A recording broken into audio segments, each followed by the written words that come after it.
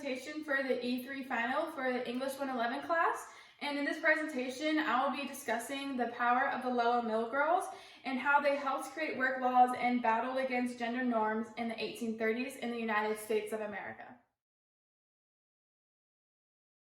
So, though starting in Great Britain, the Industrial Revolution made its way to the United States. This was a time of great productions in which created a higher demand for workers and enabling women, men, and even children to work. Being the start of mass production factories, there wasn't any working laws and or regulations set in place. So during the Industrial Revolution, women came from the countryside to the cities in order to obtain work. These women worked hard, long hours for very little pay. In addition, there were dangerous and unsanitary working conditions, which was very prevalent during this time because there's, again, no sort of regulation. And on top of all that, women were denied the right to vote and were often unable to be silent, pious, and submissive due to the cult of domesticity in America. So even though the cult of domesticity tried to silence the voices of women across the United States, one group of women in particular were not silenced, and that was the Lowell Mill Girls. These strong, confident women spoke up about their issues with the long hours, low pay, and horrid working conditions. According to PhD holding Lise Vogel, who annotated some of the girls' experience in journal articles, the Lowell Mill Girls prevailed and formed new unions, petitions, and organized strikes in efforts for better working laws.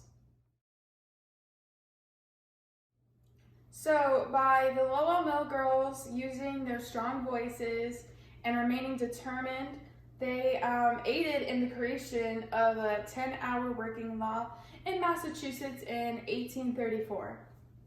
According to a writer from Lowell, Massachusetts, Doug Stewart, he wrote, again in a journal article, that some of the Lowell Mill Girls' petitions held over 1,000 signatures, and the paper was over 130 feet long, which kind of surprised me.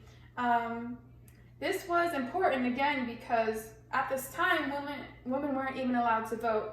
And so them being able to pass this law was really of true significance, and their voices were truly being heard during this time of the cult of domesticity. So although the Lowell Mill Girls weren't the first labor movement to speak up, they were the first to have a law passed in the United States, which is why I'm emphasizing their significance.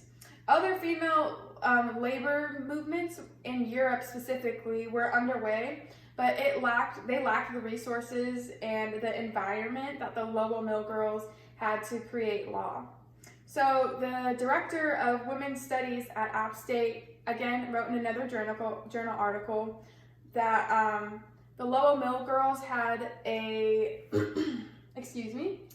comparisons made among these communities show a characteristic in common: the effective network of women workers. So this is not to take away from other labor movements that were going on in Europe, as Margaret McFadden said. This was, the Lowell Girls just, again, had that resource, environment, and support taking place.